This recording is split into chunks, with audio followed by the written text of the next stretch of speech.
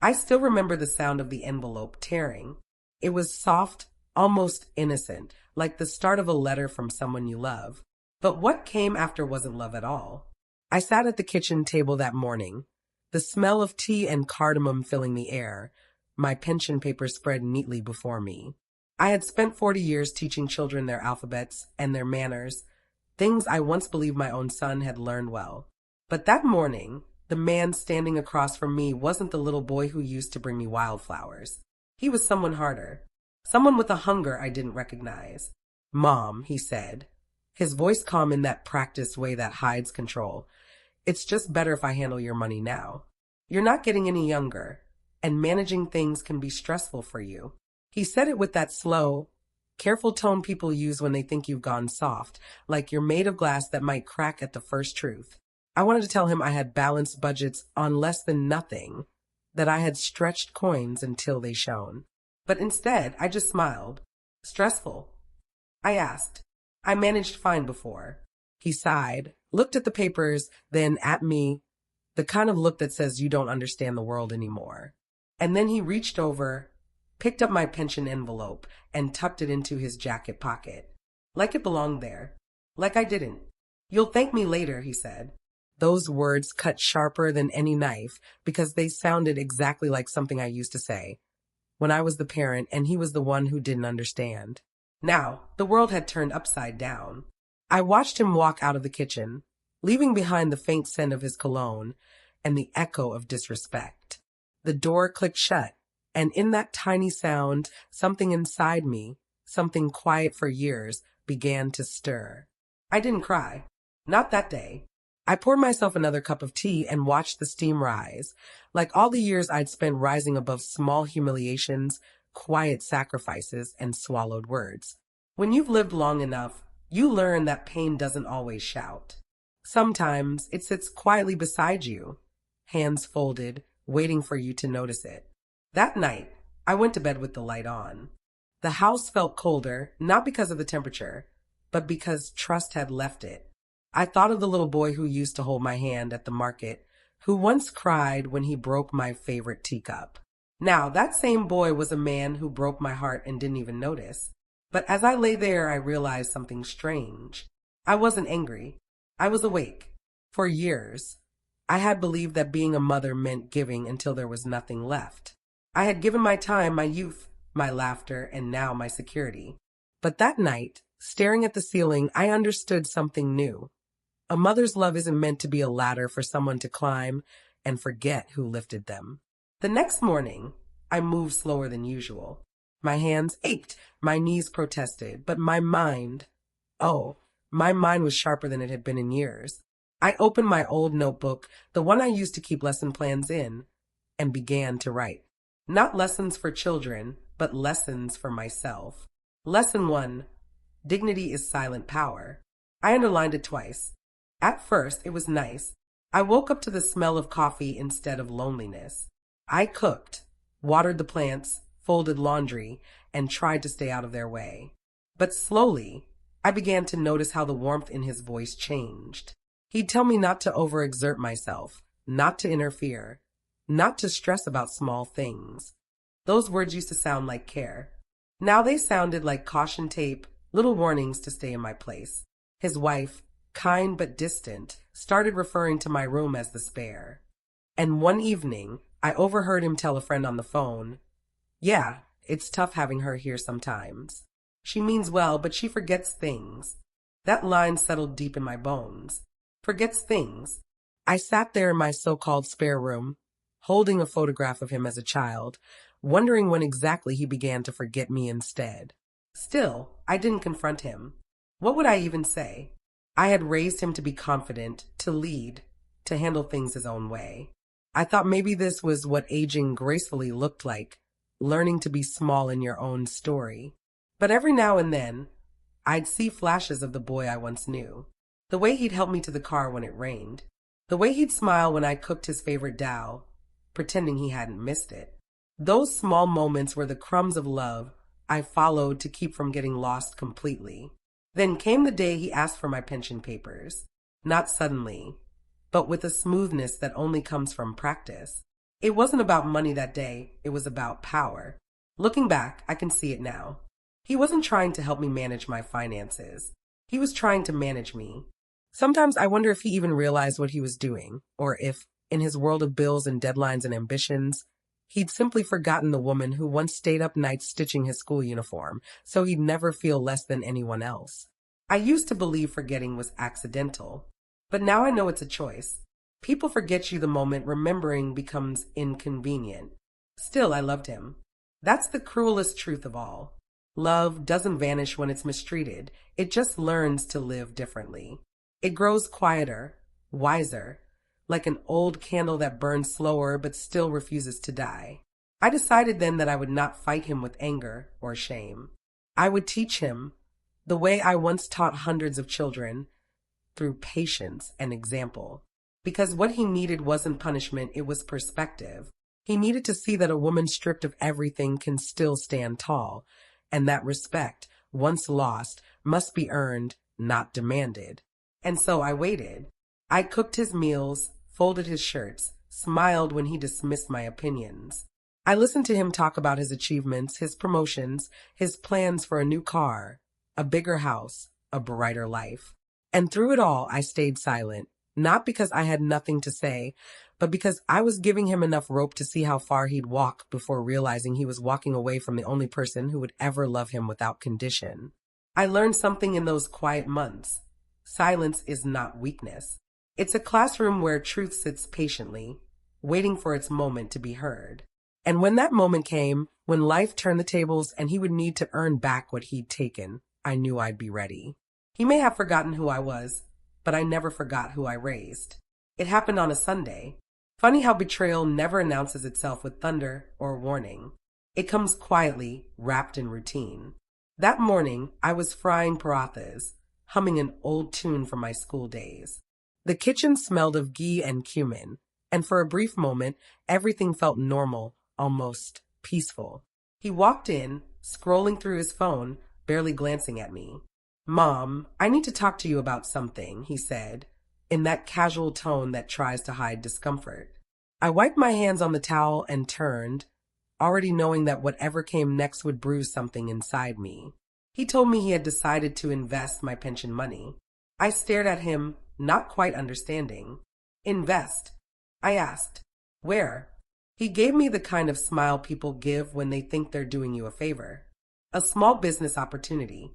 My friend and I are starting a firm. Don't worry, Mom, it's all safe. You'll thank me later." I decided I would not ask him about the money anymore. I would not plead, argue, or remind him of what he owed. I would let him carry the weight of his choices until he understood what they truly cost. Sometimes silence isn't surrender, it's strategy. Over the next few weeks, I watched his arrogance bend into worry. The firm he'd invested in wasn't doing well. I could see the signs, the late-night calls, the restless pacing, the forced smiles. Pride is loud when it's growing, but heartbreak whispers. And I heard it in every sigh he tried to hide. He began to borrow from friends. Then he began to avoid me, as if looking at me reminded him of what he'd done. And maybe it did. I didn't scold him, didn't ask questions. I just waited, like a tide returning to shore. Because deep down, I knew a truth only time can teach. No one escapes the lessons they give others to learn. When the storm came, when everything he'd built began to collapse, he came to me, not as a son full of confidence, but as a child again. But that moment, that's another story. Because sometimes before healing begins, everything must fall apart completely. It was the silence that broke me, not his words. Silence has a way of stretching itself thin, turning every minute into an echo. After his business started crumbling, the house grew heavier. There were no more cheerful greetings in the morning, no small talk at dinner, just the sound of spoons against plates and the hum of the ceiling fan that seemed louder than both of us combined. His wife stopped setting my cup on the table. She'd leave it on the counter, as if even that act had become an obligation. I learned to pour my own tea again. One evening, I heard raised voices from the living room. His voice, sharp, desperate, cracking in places. "I told you, it's temporary. The money will come back." Then a pause and a quieter tone. "Don't start blaming me now." I did this for all of us. I knew that kind of fear. It's the sound a person makes when their pride begins to collapse under the weight of their mistakes. I wanted to go to him, to remind him that failure isn't the end. But something stopped me. Maybe it was exhaustion. Maybe it was the faint memory of the day he called me useless. That night, he came to my door. His face looked different, no longer confident, just tired and smaller somehow. "Mom," he said quietly, "do you have any other savings? Maybe something you didn't tell me about? Just for a little while. I promise I'll return it." His voice trembled when he said the last part, but I heard the old pattern beneath it. The same tone he used when he wanted something as a boy. A tone that knew I'd never say no. Only this time I did. "No," I said simply. He blinked, confused, like I had spoken a language he didn't understand. "Mom, please, it's urgent." His voice cracked again, softer now. "You don't know what kind of trouble I'm in." I looked at him for a long time, at the man who once fit in my arms, at the lines on his forehead that I hadn't seen before, and the shame behind his eyes that he didn't know how to hide. I wanted to reach for him. Instead, I said, "Then maybe it's time you learn how to earn your own way back." He stared at me, speechless. For the first time, he didn't argue. He just nodded and walked away. The sound of his footsteps faded down the hallway, and something inside me lifted. It wasn't triumph. It was release. For years, I had carried the weight of his choices, as if they were my own. That night, I let them go. The days that followed were quiet but different. I began waking earlier, sitting by the window with my notebook. Lesson 3. Love that has no boundaries becomes servitude. I had mistaken sacrifice for devotion, forgetting that devotion must have respect at its root. I started doing small things again, things that made me feel like myself. I cleaned the garden, baked bread, even laughed out loud once while reading an old letter from a former student. It felt strange at first, like trying to move limbs that had fallen asleep. But slowly, I began to recognize the woman I used to be. Meanwhile, his world was falling apart. He sold the car first, then some furniture, and finally his pride. He started taking freelance work, running errands, even helping at a nearby store. I'd watch him from the window sometimes as he left in the morning, his shirt wrinkled, his shoulders tense. There was something almost poetic about it, life giving him back the same lesson he'd once tried to teach me. Humility. One evening, he came home late, his hands blistered and his clothes dusty. He didn't see me watching as he went to the sink to wash up. I heard him mutter under his breath, "I never knew it was this hard." For a moment, I wanted to go to him to say that I had known it all along, that this was how I had lived for decades, working until my bones ached, saving every rupee, doing everything alone. But I stayed silent. This was not the time for "I told you so." This was the time for quiet understanding, the kind that comes after a storm when the air still smells like rain. That night, he knocked softly on my door again. "Mom," he said, "I'm sorry." I looked up from my notebook, my eyes meeting his. He hesitated, then sat on the floor beside my chair, just like he used to as a child. "I thought I was doing the right thing," he said. "I thought I was protecting you. But maybe I was protecting myself." There it was, the truth he'd been avoiding. I reached out and placed my hand on his head. "You forgot one thing," I whispered. "You can't protect someone by taking away what makes them strong." He nodded, his eyes wet, his head bowed like a student hearing a lesson he wished he'd learned sooner. After he left, I sat there for a long time, my hands still warm from touching his hair. Forgiveness didn't come all at once. It never does. It comes in small waves, each one washing away a little of the bitterness. But as I looked around my small room, filled with the quiet hum of life beginning again, I knew something for certain. The breaking point wasn't when he took my money. It was when I finally stopped letting him take pieces of me. That was the night I promised myself that from then on, every step I took, every decision I made, would belong to me alone. And though I had little left in my hands, I had something far more valuable in my heart, peace. In the weeks that followed, the house began to change, not because anything looked different, but because the energy inside it shifted. There was less noise, less blame, fewer slammed doors. Maybe it was exhaustion. Maybe it was grace. Whatever it was, it felt like the first breath after being underwater too long. I woke up one morning and realized I no longer waited for apologies. I didn't need them to move forward. The weight of anger is heavier than sorrow, and I was too old to carry both. I began spending more time outside. The small patch of garden behind the house had been neglected for months. The soil was dry, the flowers wilted, but when I knelt down and touched the dirt, it still felt warm, alive, forgiving. I started planting again.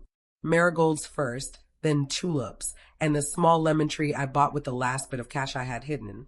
Every seed felt like a promise, a quiet declaration that life still had things to offer me. One afternoon, as I watered the plants, my neighbor, Mrs. Patel, called from over the fence. "You're out early these days," she said. I smiled and replied, "Yes, I'm just reminding myself that roots grow stronger after storms." She laughed softly. "You've always had a way with words." I didn't tell her that those words were all that kept me steady some nights. Inside the house, my son was different too.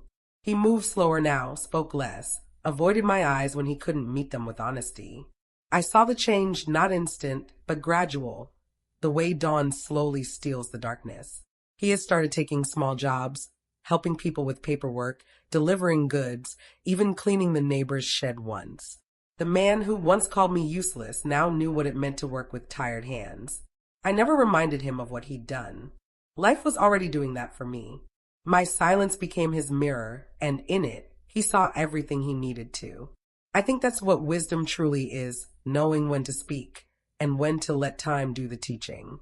Each night, after dinner, I'd sit with my notebook again. Lesson 4. Forgiveness isn't letting someone off the hook. It's freeing yourself from the rope. I wrote that one slowly with a steady hand. I realized forgiveness doesn't mean forgetting. It means refusing to let pain control the story's ending. One evening, he came home carrying groceries.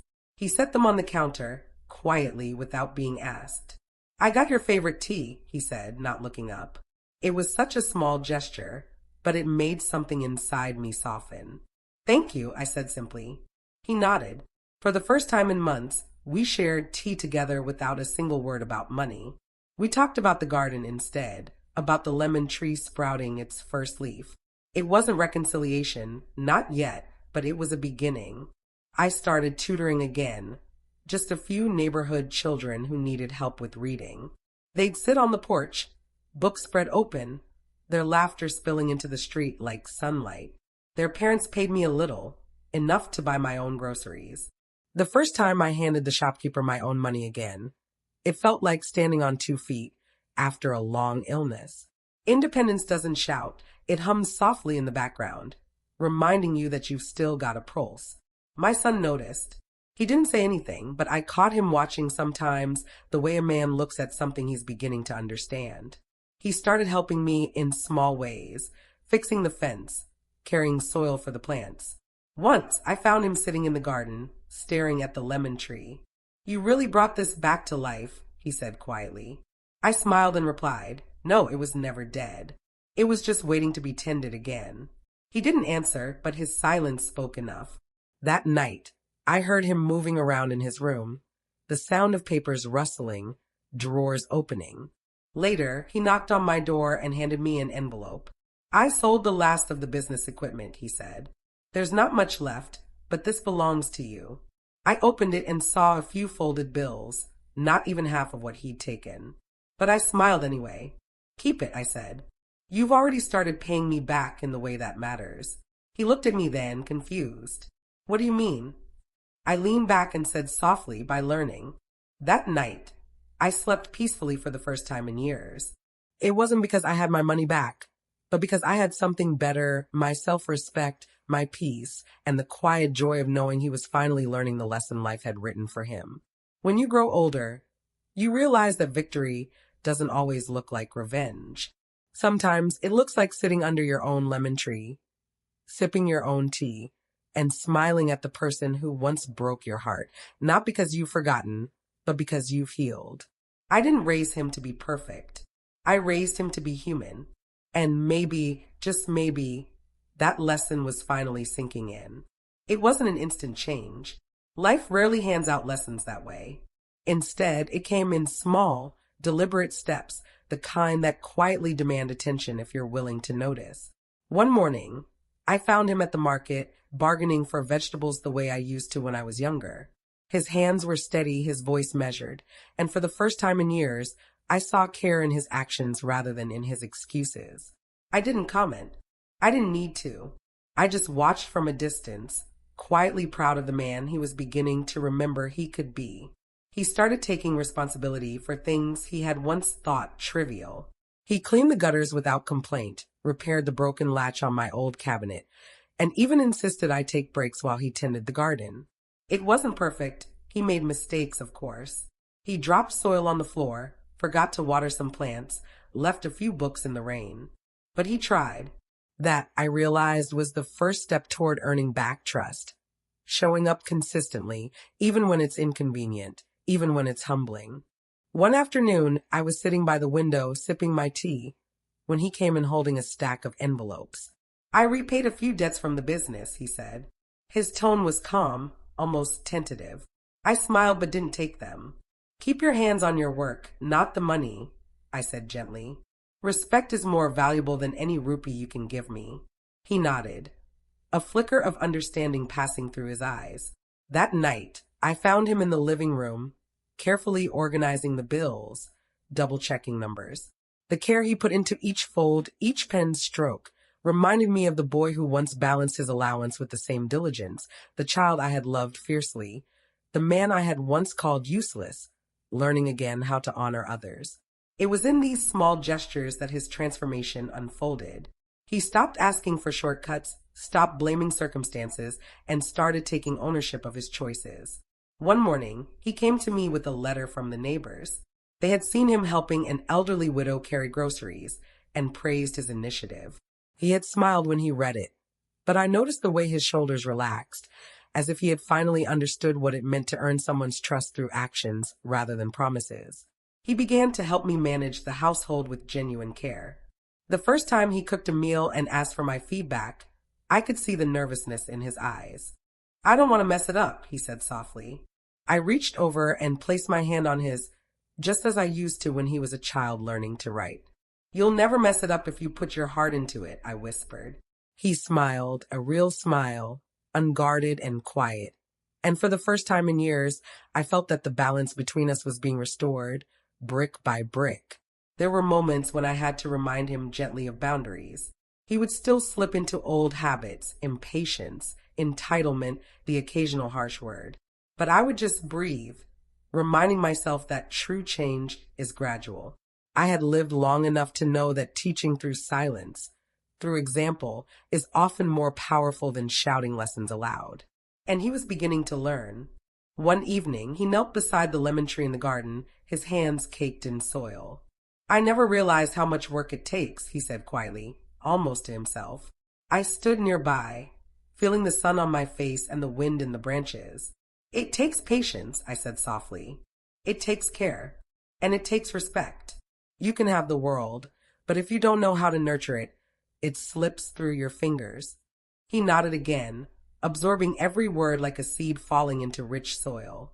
By the time he returned the last of my pension money, it wasn't just currency that had changed hands. He had earned something far more significant.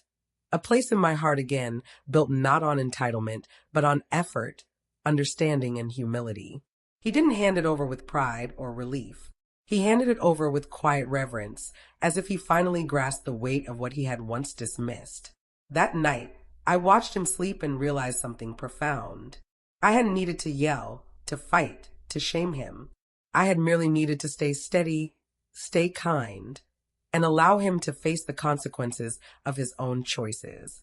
Life has a way of teaching those who refuse to listen to words, but watch actions closely. And my son had finally learned. I understood then that wisdom isn't loud. Strength isn't measured by the victories you can boast about. True power lies in patience, in dignity, and in teaching without force. I had reclaimed my peace, and in doing so, I had allowed him to reclaim himself. That night, I sipped my tea slowly, the steam rising like a promise. And in the quiet of the house, I whispered to myself what I had learned over decades of teaching, loving, and waiting. No one can make you small without your permission. No one can take your dignity if you refuse to surrender it. And sometimes the greatest lessons are given not through punishment, but through grace. The morning light spilled gently across the garden, illuminating the lemon tree that had grown taller than I remembered. Its leaves glistened with dew, a quiet testament to time, patience, and care. I stepped outside, feeling the warmth on my hands and the coolness of the earth beneath my feet. Everything felt lighter somehow, as though the house itself had exhaled after years of tension. My son was there too, kneeling by the garden bed, carefully tending to the marigolds I had planted weeks ago. He looked up as I approached, and for the first time in a long time, our eyes met without fear, without shame, without words left unspoken between us. He didn't need to speak. I could see it in the way his shoulders had relaxed, the softness in his gaze, the way his hands moved deliberately over the soil. He had learned, through quiet labor and patient teaching, what respect truly means. Not the kind that comes from fear or obligation, but the kind that grows slowly, nurtured by consistency, humility, and understanding. I felt a swell of pride, not because he had returned my pension or because he had finally acknowledged his mistakes, but because he had remembered what it meant to be human, to care, to honor, to love responsibly. We sat together under the lemon tree, sipping our tea in silence. There was no need for grand apologies or long explanations. The air between us carried forgiveness, understanding, and the subtle joy of a lesson well learned. I thought about the years I had spent teaching, nurturing, giving everything I had to people who might not always notice. And I realized that motherhood is much the same. It is both relentless and patient, a force that quietly shapes hearts until they are ready to recognize what truly matters. He looked at me, finally speaking in a voice that was softer than I had heard in years. "Mom," he said, "I think I understand now. You didn't just give me money, or shelter, or food. You gave me lessons I only learned too late." I nodded, smiling, feeling a strange lightness in my chest. "And do you remember them?" I asked quietly. "Yes," he whispered. "I do. I see now what it means to work for something, to respect someone, to honor what you're given. I see how much I have taken for granted, and I'm sorry." I reached out and placed my hand over his, feeling the warmth, the sincerity. "Sorry is not the end," I said softly. "It's just the beginning. You can never erase the past, but you can choose what you do with the future. That's where your strength lies." For the first time, I felt no bitterness, no longing for what had been lost. The betrayal had not vanished, but it had transformed into wisdom. Mine, his, and the kind that lingers quietly, like the fragrance of jasmine at dusk. I realized that true closure isn't about revenge, or proving a point, or even reclaiming what was taken. It is about peace. It is about knowing that you have maintained your dignity, that you have acted with grace, and that love, even when tested, still has the power to heal. We spent the day in small acts of normalcy, planting flowers, fixing the fence, brewing tea, and sharing stories of childhood memories he barely remembered. Each moment felt sacred because it was real. Each laugh, each quiet glance, each shared memory reminded us that while mistakes shape us, so does the patient courage to forgive and to guide. That evening, as the sun dipped behind the horizon, I sat alone for a while in the garden, watching the golden light touch every leaf and petal. I thought about all the women who raise children, who give everything and sometimes receive nothing but forgetfulness in return. I thought about all the mothers who have been called useless, disregarded, or unseen. And I whispered to myself what I had learned through every tear, every lesson, every moment of quiet strength. Age does not diminish value. Experience does not fade with years. Wisdom and love endure, patiently waiting for recognition.